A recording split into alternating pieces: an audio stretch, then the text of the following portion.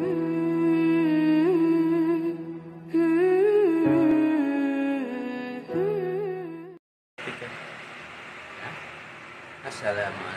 warahmatullahi wabarakatuh. Alhamdulillah, asyhadu an la ilaha illallah wa asyhadu anna muhammadar rasulullah. Allahumma shalli ala Muhammad wa ala alihi wa sahbihi ajmain, amma ba'du. Qala Allah ta'ala fil Qur'anil Karim, a'udzu billahi minasyaitonir rajim. Ya ayyuhalladzina amanu taqullaha haqqa tuqatih wa la tamutunna illa wa antum muslimun.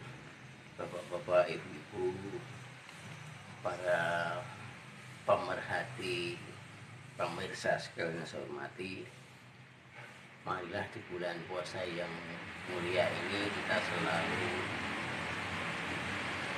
meningkatkan amal ibadah kita dalam rangka untuk supaya kita bisa punya pahala yang sebanyak-banyaknya untuk bekal kita nanti insya Allah di hari akhirat. Karena hidup kita di dunia ini sebenarnya adalah dalam rangka untuk menabung pahala di akhirat yang kekal. Bahwa kita selalu ingin berbuat baik, beramal ibadah itu semata-mata tentu untuk kita sendiri, tidak ada orang lain yang diuntungkan, bahkan Allah sendiri juga tidak diuntungkan. Jadi semua amal baik kita itu untuk kita sendiri. Namun demikian, bahwa amal baik itu tidak selalu mudah diterima oleh Allah. Amal baik yang diterima oleh Allah itu yang ikhlas, semata-mata untuk Allah. Oleh karena itu ada banyak perbuatan yang bisa menghilangkan nilai amal baik kita itu atau bahkan menghapuskan. Oleh karena itu mari coba kita hindarkan amal-amal yang bisa menghapuskan pahala baik kita. Ada 6 perkara yang bisa menghapus amal baik kita di dunia ini. Oleh karena itu mari kita lihat apakah yang bisa menghapus amal baik kita. Yang pertama yang disebut istighalu bi uyubil khalqi, sibuk mengurus kesalahan orang lain. Ini yang pertama. Jadi memang sudah menjadi sifat manusia bahwa perbuatan orang lain itu gampang kita lihat. Sekecil apapun kita bisa melihat. Dalam peribahasa bahasa Indonesia itu gajah di seberang lautan kelihatan, semut di depan di kelopak mata tidak terlihat.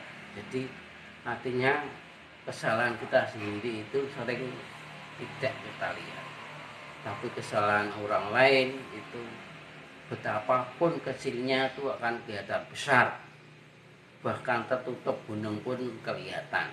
Oleh karena itu orang yang suka mencari-cari kesalahan orang lain itu termasuk bisa menghapus amal baik atau pahala yang kita miliki. Yang kedua adalah quswatul qulub, keras hati. Orang yang keras hatinya itu kalau dinasihati selalu tidak bisa menerima, merasa lebih pinter, merasa lebih kaya, merasa lebih punya kelebihan daripada yang dinasihati. Jadi ini termasuk penyakit yang juga bisa menghapus amal baik kita. Keras hati itu diantaranya kalau kita dinasihati orang lain itu suka marah. Sifat keras hati ini sungguh perlu kita perbaiki, kita hindari. Yang ketiga adalah hubbud dunya, cinta dunia. Nah, ini memang sudah menjadi sifat manusia bahwa manusia itu cinta kepada dunia, sehingga dunia itu digambarkan dengan uang. Karena dengan uang itu semua bisa dibeli. Kita ingin punya ini, punya itu, sehingga melupakan kewajiban kita beribadah. Lupa sholat, lupa pengajian. Yang dikejar hanya dunia. Ini namanya hubud dunia. Orang yang hubud dunia dan mengalaikan akhirat itu termasuk dapat menghapus pahala amal baik kita.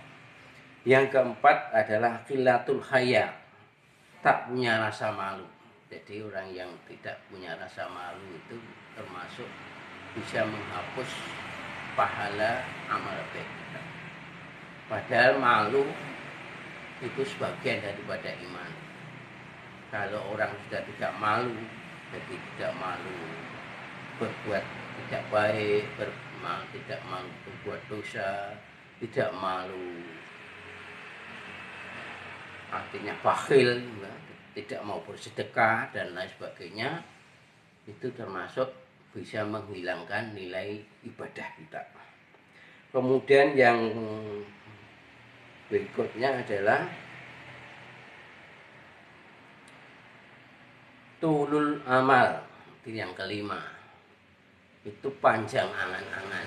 Jadi orang yang panjang angan-angan itu juga termasuk orang yang mengurangi nilai pahala amal baiknya.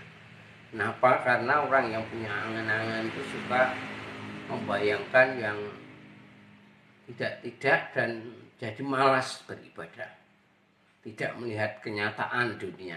Itu orang yang panjang angan-angan. Dan yang terakhir adalah zalimu la yantahi, berbuat zalim tanpa henti. Jadi orang yang sudah terbiasa berbuat zalim tidak merasa perbuatannya itu dosa. Jadi suka menyakiti orang lain, suka menyakiti tetangga, teman, suka membentak-bentak, suka pokoknya terbiasa melakukan perbuatan maksiat. Itu menjadikan dia tidak merasa berdosa.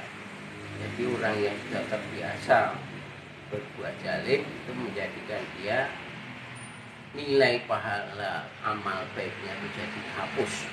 Oleh karena itu ada 6 hal ini, mari kita hati-hati, kita berusaha menghindari supaya kita tidak kehilangan pahala amal baik kita, apalagi selama bulan Ramadan ini. Saya kira demikian, mudah-mudahan ada manfaatnya. Ada kurangnya mohon maaf. Assalamualaikum warahmatullahi wabarakatuh.